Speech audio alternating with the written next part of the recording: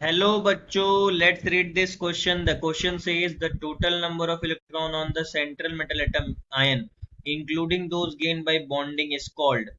तो हमको बताना है कि इसमें की कॉन्सेप्ट क्या होगा। सबसे पहले तो की कॉन्सेप्ट हो जाएगा कि हमको बताना है कि जब हम लोग क्या करते हैं, जैसे मान लीजिए कि हमारे पास टोटल नंबर ऑफ इलेक्ट्रॉन हमको निकालना है सेंट्रल मेटल एटम। तो हमको निकालना है, इस क्वेश्चन में की कॉन्सेप्ट ये है, to find total number of electrons total number of electrons in central metal atom। ठीक है, तो यहाँ पे देखिए, अगर कोई मेटल है और यहाँ पे कुछ डोनेट हो रहा है लिगेंड्स के द्वारा, तो बोलता है कि अगर मान लीजिए मेटल्स के पास जो स्टेट है उसकी वजह से मान लीजिए 24 इलेक्ट्रॉन्स।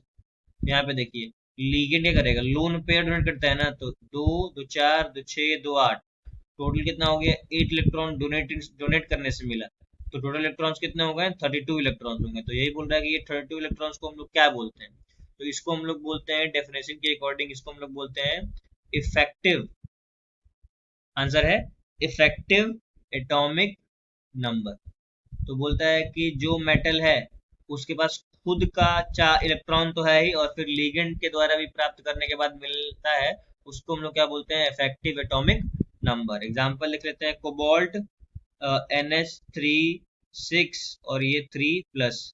यहाँ पे देखिए, जो ये x is plus zero is equal to क्या हो जाएगा, +3। तो x जो है वो +3 में है, तो कोबाल्ट जो होता है वो नंबर होता है कितना इसका, 27। तो +3 में जाएगा तो कितने इलेक्ट्रॉन हो जाएंगे, 24 इलेक्ट्रॉन्स।